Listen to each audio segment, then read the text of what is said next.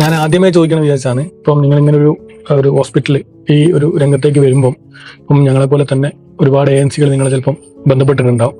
അപ്പം അതിൽ നിന്ന് മാറി ഒറാക്സിസിനെ തന്നെ തിരഞ്ഞെടുക്കാൻ ഉണ്ടായിരുന്ന സാഹചര്യം, കാരണങ്ങൾ, അതുപോലെ തന്നെ ഇപ്പം ഒറാക്സിസായിട്ട് ഇപ്പം നമ്മളിപ്പോൾ കൊളാബറേറ്റ് ചെയ്തിട്ട് ഒന്നര വർഷത്തോളമായി.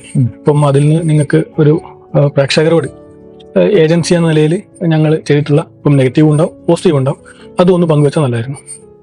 ആക്ച്വലി ഒറാക്സിസ് എന്ന് പറയുന്ന ഏജൻസിയായിട്ട് ഞാൻ സ്ഥാപനം തുടങ്ങുന്നതിന് മുമ്പേ ഉള്ള റിലേഷൻ ആയിരുന്നു. അതായത് നമ്മളെ ഓരോ ഈച്ച് ആൻഡ് എവരി കാര്യങ്ങൾ ഇപ്പം ഒരു സ്ഥാപനം തുടങ്ങുന്നതിന് മുമ്പേ നമുക്ക് ഒരു കൃത്യമായിട്ടുള്ള ഒരു ലോഗോ വേണം, നമുക്കതിനൊരു പേര് വേണം, പേരിൻ്റെ ട്രേഡ് മാർക്ക് വേണം, വെബ്സൈറ്റ് കാര്യങ്ങൾ, ഇതൊക്കെ ആയിട്ട് ഞാൻ ഡിസ്കസ് ചെയ്യുന്നത് ഒറാക്സിസിൻ്റെ ടീമുമായിട്ടായിരുന്നു, നിങ്ങളുടെ ടീമുമായിട്ട് തന്നെയായിരുന്നു.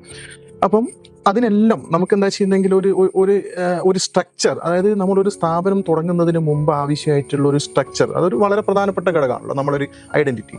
ഇതിൻ്റെ എല്ലാ കാര്യങ്ങളും കൃത്യമായിട്ട് ഇടപെടുകയും കൃത്യമായിട്ട് സമയങ്ങളിൽ തന്നെ എനിക്കത് തീർത്തുതരും നിങ്ങൾ ചെയ്തിട്ടുണ്ടായിരുന്നു. അതൊരു വളരെ പ്രധാനപ്പെട്ട ഘടകം. പിന്നീട് ആക്ച്വലി 2024 ജനുവരി 21 ഞാൻ ഈ സ്ഥാപനം തുടങ്ങിയിട്ടുണ്ടായിരുന്നത്.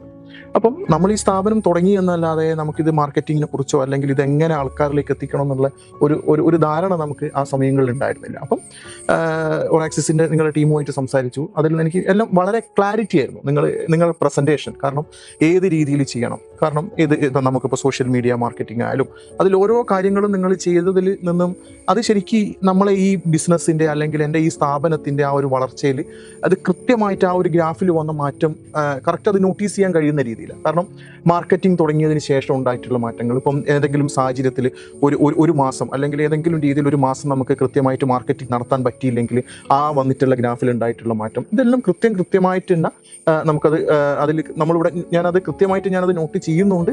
അത് അങ്ങനെ ചെയ്തു, നമ്മളത് കൃത്യമായിട്ട് അത് കൃത്യമായി ചെയ്തത് കൊണ്ട് മാത്രമാണ് എനിക്ക് എൻ്റെ ഒരു കോൺഫിഡൻസ് എന്താണെന്ന് വെച്ചിട്ടുണ്ടെങ്കിൽ ഇപ്പം നമ്മൾ ഇതിൻ്റെ ഒരു എക്സ്പാൻഷൻ സ്റ്റേജിലേക്ക് എത്തിയിട്ടുള്ളത്.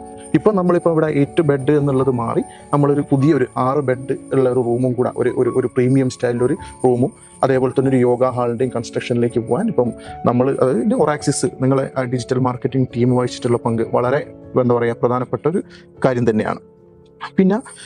പിന്നെ എനിക്ക് ഒരു ഫീൽ ചെയ്ത അല്ലെങ്കിൽ ഞാൻ നോട്ടീസ് ചെയ്തൊരു കാര്യം നിങ്ങൾ ഈ ഫോളോ അപ്പ് ചെയ്യുന്ന രീതിയാണ്. കാരണം ഒരു മാർക്കറ്റിംഗ് അല്ലെങ്കിൽ ഒരു അഡ്വർടൈസ്മെൻറ്റ് നിങ്ങളത് ചെയ്ത് കഴിഞ്ഞാൽ അതിൻ്റെ കൃത്യമായിട്ട് ഇപ്പം നിങ്ങളെ അവിടെ നിന്ന് സ്റ്റാഫ് നമ്മൾ വിളിച്ച് കാര്യങ്ങൾ അന്വേഷിക്കുകയും ഇത്ര ആൾക്കാരിലേക്ക് എത്തിയിട്ടുണ്ട്, ഇത്ര റീച്ച് എത്തിയിട്ടുണ്ട്, അത് ഓരോ ഈച്ച് ആൻഡ് എവരി കാര്യങ്ങൾ നിങ്ങളത് കൃത്യമായിട്ട് മോണിറ്റർ ചെയ്ത് കൃത്യമായിട്ട് പ്രസൻറ്റ് ചെയ്യുന്ന രീതിയും വളരെ ഒരു പ്രധാനപ്പെട്ട. കാരണം പ്രകൃതിക വസതി എന്ന് പറയുന്ന സ്ഥാപനം അല്ലെങ്കിൽ ഡോക്ടർ അനുജ് എന്ന് പറയുന്ന ഞാൻ ഈ ഒരു സക്സസ്ഫുൾ ആയിട്ട്